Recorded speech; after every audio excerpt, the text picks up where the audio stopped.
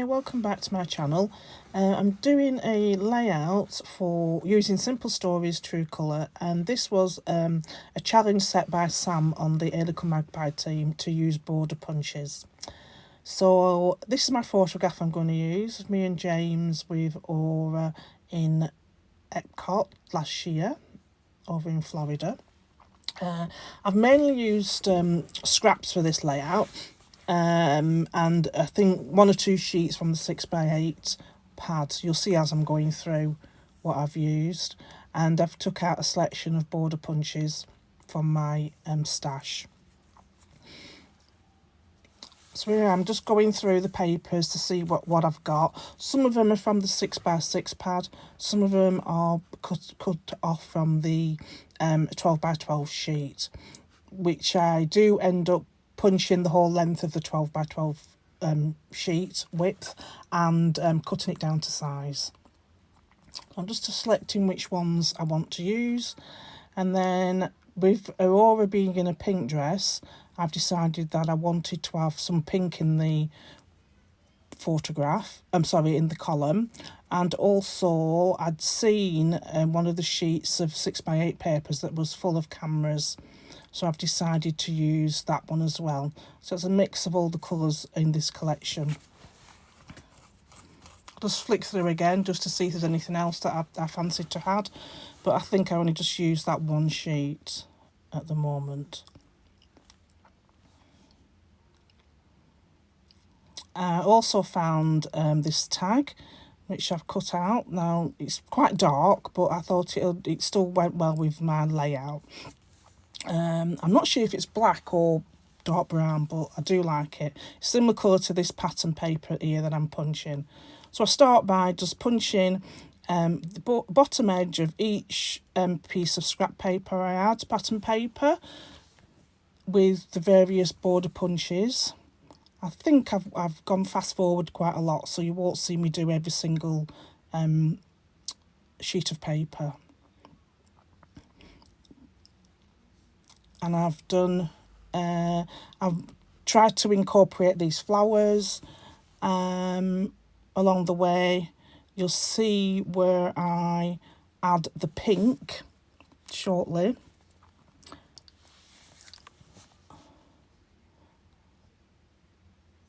So I think I've not, I don't think I've, so I think that's it. So there it is. I've got a selection there of all the strips of paper with various using various border punches. This layout also ties in well with what Sarah Davies is doing over on her YouTube channel, where she's trying to use up all her scraps. So I thought it was a good way to do something like that. So I wanted to back my photograph with this pink pattern paper, and on the reverse there was a sign that says "Love this," and I thought I was going to use it. I don't end up using that bit, so I'm just making sure that I didn't cut that bit in half. I wanted to use it. So basically my layout's going to be something like that, using all the patterns going up the page. As the smallest paper was a 6x8, so I've cut all my papers down to size to measure 6x8. On here I'm just marking my white cardstock with a little mark, so I know how far to the right I want the papers to go, pattern papers to go. And now it's just simple of layering them down, so I don't get two of the same patterns together. And especially with the dark pattern paper, it's shown throughout the strip, the long strip. It's not just all correlated in one place. Again, trying to line it up on one side. So I want to have like more or less an even spacing of each border strip. But then some of the spacings are a bit wider, and I'll explain to you how I've overcome that. It's just that I just got carried away and I didn't think about, I didn't want to measure anything really. I wanted it to be a bit more fluid, even though it was a standard format. I just wanted it a bit more fluid without having to having each of the pattern strips at a certain height. As you can see, some of the pattern papers are quite wide, quite high, so I do cut them down. Some of them end up about an inch in height, and I'm just able to tuck them underneath. You'll see me in a minute when I start to put this strip together, is that I just add double-sided tape to the top edge, straight edge of the pattern paper, border pattern paper, and I'll leave the actual bordered edge, the punched edge, free of any tape, so I can tuck things underneath. So here I am again, faffing, trying to figure out how I'm going to put all these papers, and was I happy with the placement of some of these border strips. So that's the pink where I cut it in half. So it's only about, I think that's only about an inch, but once it's tucked underneath another photograph, you can't really see, you know, how tall it's going to be. So I'm just, before I've glued anything together, I'm just measuring up to make sure I'm still happy with using the photograph and using that tag. So as you can see here, I just had a small amount of tape to the top edge of each of the strips, and then I just overlap it slightly, so the bottom edge, the punched edge, is free from adhesive, and I can tuck things under if I need to. So there's my strip all together. I'm just looking to see, position it now just to see what it looks like on the page.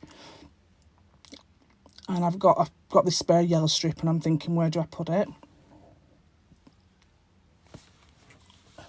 I trim it down to size, and I'm able just to tuck it underneath towards the lower edge,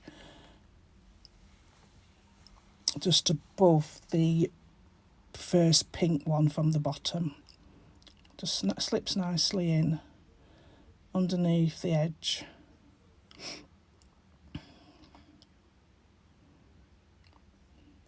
And then you can see that the green star paper has got quite a bit, it's quite deep. It looks about a 1.5 inch border. But I thought when I place the photograph over, that it'll cover that up, but you won't notice it as much.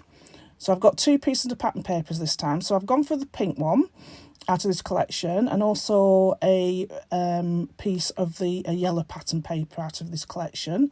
I'm just distressing the edges of each, and I'll put them together. You only get a very thin border around both of them. And then behind my photograph, I had some funky foam, just to give it some dimension. I'll just add those 2 together, and then make sure that positioned all right, and then just add some funky foam over the top, just to give it some added dimension to my layout.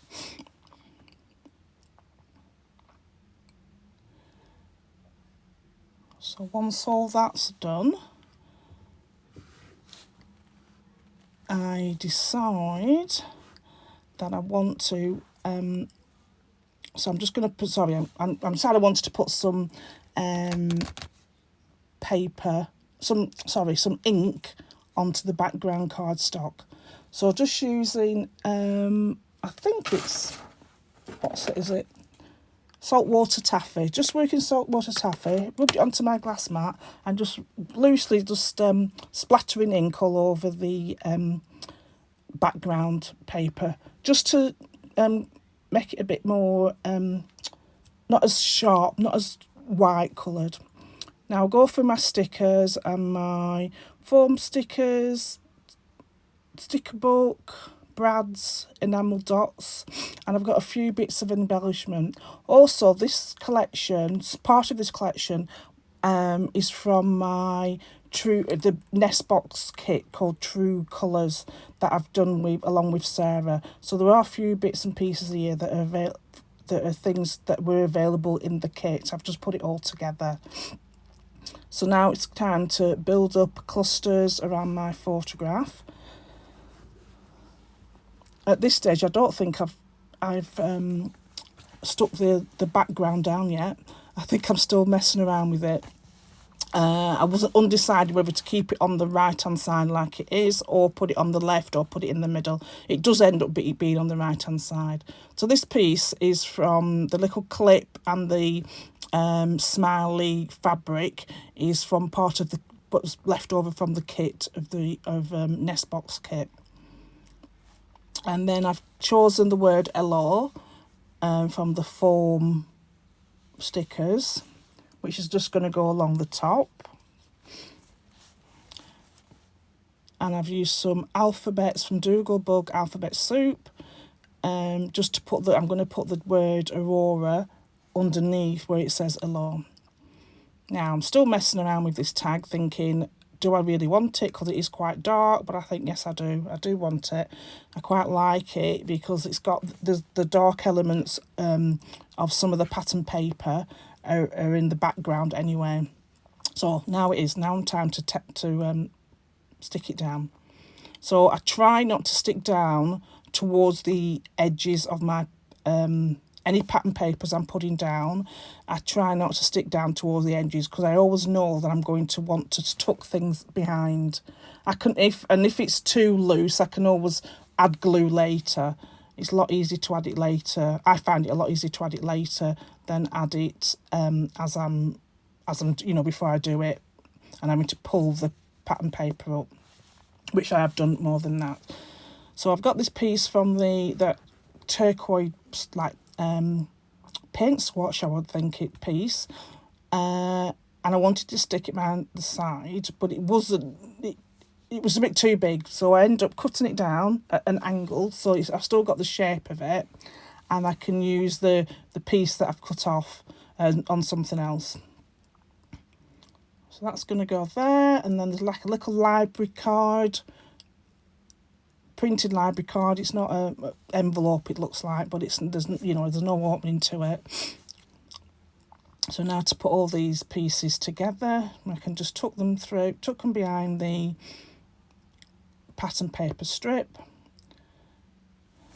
at a slight angle to the left, add some foam to the tag so that raises up.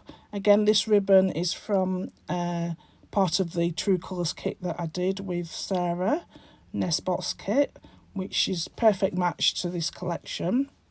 And I've just added it in the top of the tag. I think I keep the tag, the ends loose for a while until I stick them down. Now I'm still looking to see what else can I fit in. I like this little clip, and I'm thinking, right, I need to put it there, It ends up going to the right of the photograph. Again, I add some funky foam to the back of it, just to give it a bit more dimension, and it just stays on the right-hand side of the top right-hand side of the photograph. Still trying to find bits and pieces that I want to add. At the top of the layout, I just want to have these little, again, I think they're called paint swatches.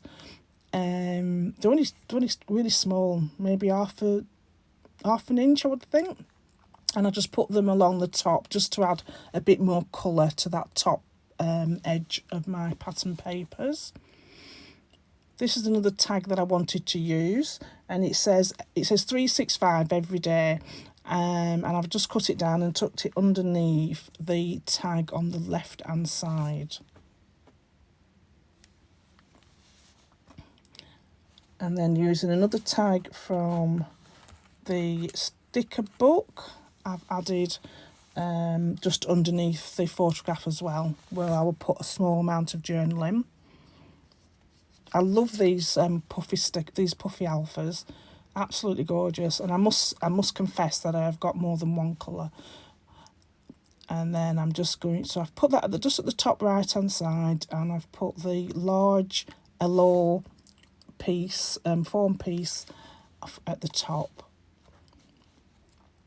Again, looking through my sticker sheet to see if there's any word stickers I can use. And I always put them on my hand, and I thought, well, I end up sometimes with about 3 or 4 stickers on my hand, and I thought, right, what I need to do is put them somewhere and especially now that I'm starting to video in. So I've just used I've got I think it's an EK Success label punch, and I've just put it on the side of there, so they're easy for me to see and decide if I'm going to use them. Some of them do get put back on the sheet because they just don't. I can't figure out where to put them, and when I put them onto the layout, they look like the wrong colour. And then I just punched 3 circles out, just so I've got a little bit somewhere to ground my little clusters. I'm not going to do too many big clusters, just somewhere ground my clusters. Again, because the pattern paper around the edges is not stuck down, I'm able to slide these circles behind the pattern paper. Now, what am I doing? Oh, I found this little camera. I like this camera. So I found this camera in the sticker book, and I've just been able to tuck it behind the top left circle. And then I go back through the sticker book, and then I found some of these nice printed circles. And you'll see the final layout. You can't see some of these circles, but because I end up covering them up. But yes, I just added them. I dotted them around even there, just in the cluster area, just to give them some extra detail. And I'm still trying to figure out if I'm going to use that fabric piece with the smiley face. It doesn't actually end up on the layout. I found an offcut of a photo frame that had the teal like the same on the left hand side, so it matched the same with the left hand side. I didn't want to use the piece I'd cut off because I thought it was going to be too big a piece for the right hand side of the photograph. Right, so now what I'm going to do is I'm going to glue down my ribbon, but I want it to look like it's free flowing, so it does get glued down, but it's not completely all stuck down. I've puffed it up a bit so that it looks like it's just laying there. And then I think this is my final thing. So I've got a Mickey head punch, and for my Disney layouts, I like to put some of these small Mickey heads on my layouts. So I've just found some scraps of paper, and I've just put them around in 3 places around my layout. Just tucking them in. And here's a few close-ups of my layout. Thank you for stopping by. Please like and subscribe to my channel. I'll be back shortly with some more. I hope you're enjoying what I'm doing. All comments would be gratefully received. Thank you for now. See you soon. Bye.